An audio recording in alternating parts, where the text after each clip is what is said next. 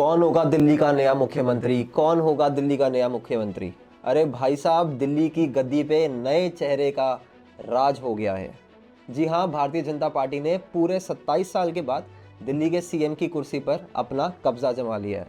और ये नया चेहरा कौन है? रेखा गुप्ता है इनका नाम। रेखा गुप्ता को बनाया गया है दिल्ली का नया सीएम।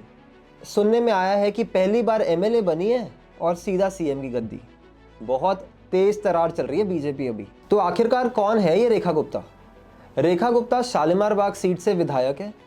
उनका राजनीतिक सफर अखिल भारतीय विद्यार्थी परिषद एबीवीपी से शुरू हुआ था। 1992 में उन्होंने दौलत राम कॉलेज से एबीवीपी ज्वाइन किया और 96-97 में Delhi university students union president बनी। तब से लेकर अब तक उनका सफर एकदम एक्सप्रेस हाईवे पे चल रहा है। रेखा का जन्म हरियाणा के जींद डिस्ट्रिक्ट के नंदगढ़ गांव में हुआ था। उनके पिता भारतीय स्टेट बैंक में मैनेजर थे और उनके पिता की जॉब की वजह से 1976 में उनका परिवार दिल्ली आ गया था। रेखा जी उस वक्त महज 2 साल की छोटी सी बच्ची थी। वैश्य समुदाय से आने वाली रेखा गुप्ता बीजेपी की कोर वोट बैंक का भी एक बड़ा हिस्सा है। उन्होंने लॉ की पढ़ाई की है और पॉलिटिक्स में भी एक धमाकेदार रोल निभाया है। और अब साथ में बात कर लेते हैं रेखा गुप्ता को जो राजपाट मिला है उसके बारे में। 2007 में नॉर्थ पीतमपुरा से काउंसिलर बनी और लाइब्रेरी, पार्क्स, स्विमिंग पूल सब ठीक ठाक बनवाया। सुमेधा योजना लॉन्च करी जिसमें गरीब लड़कियों की हायर एजुकेशन को सपोर्ट मिलता है। Women welfare and child development committee की चेयरपर्सन भी रही।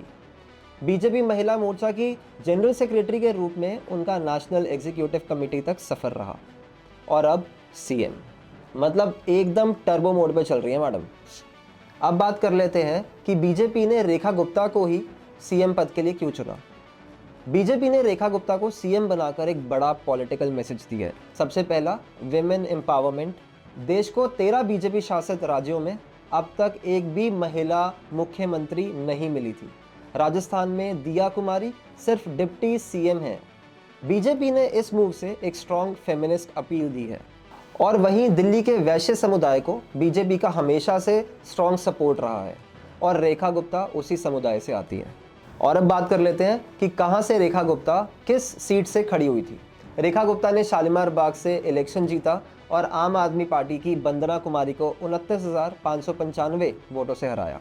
एक डिकेड से जो सीट आम आदमी के पास थी, बीजेपी ने उसे अपने हाथ में ले लिया। बीजेपी ने दिल्ली में 48 सीटें जीती, जबकि आम आदमी ने सिर्फ 22 सीटों पर ही अपनी किस्मत आजमाई। भाई साहब, अब असली मज़ेदार बात सुनिए। जो बीजेपी ने जीतने से पहले दिल्ली वालों को जो सपने दिखाए थे ना, वो सुनिए। बिजली पानी फ्री, आम आदमी पार्टी का जो बेस्ट सेलिंग ऑफर था, बीजेपी ने वही दोहरा दिया। वादा किया गया कि बिजली पानी सस्ता होगा, पर भाई सस्ता कितना और कब तक, ये देखना होगा। मोहल्ला क्लिनिक से सुपर स्पेशलिटी, आम आदमी पार्टी के मोहल्ला क्लिनिक को बीजेपी ने नेक्स्ट लेवल ले जाने के लिए एक प्लान बनाया है। मतलब एम्स जैसा ट्रीटमेंट गली गली मिलेगा। जामा मस्जिद से राम मंदिर तक का हेरिटेज कॉरिडोर बनाने की बात करी है। सुनने में तो अच्छा लगता है, लेकिन एग्जीक्यूशन भी होगा या सिर्फ एक ब्लूप्रिंट बनाया जाएगा।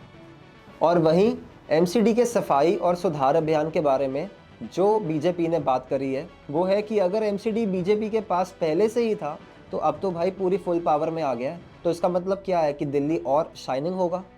यूथ एम्प्लॉयमेंट प्लान, बेरोजगारी दूर करने का भी एक रोड मैप दिखाया गया था, लेकिन ये रोड कहाँ जाएगी, कितनी दूर तक जाएगी, ये देखना भी बाकी है। अरे भैया, जो वादे किए थे वो पूरे होंगे या सिर्फ पोस्टर कैंपेन ही होगा? बिजली सस्ती, पानी फ्री, स्कूल बेटर, मोहल्ला क्लिनिक्स नेक्स्ट लेवल, इन सब का क्या बीजेपी आम आदमी के 10 साल का जो काम इम्प्रूव कर पाएगी या नहीं, या उसे हटा ही देगी? ये असली सवाल है। तो मैं आपको बता दूं, अब असली खेल शुरू होने वाला है। दिल्ली की जनता का दिमाग बहुत ज़्यादा तेज़ है। यहाँ का पॉलिटिक्स ना एकदम बॉलीवुड की ब्लॉकबस्टर स्क्रिप्ट जैसा है।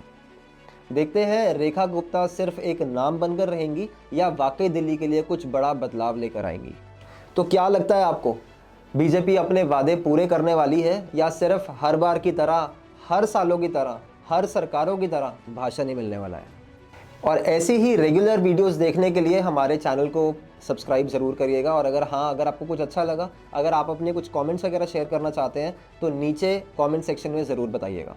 Thank you.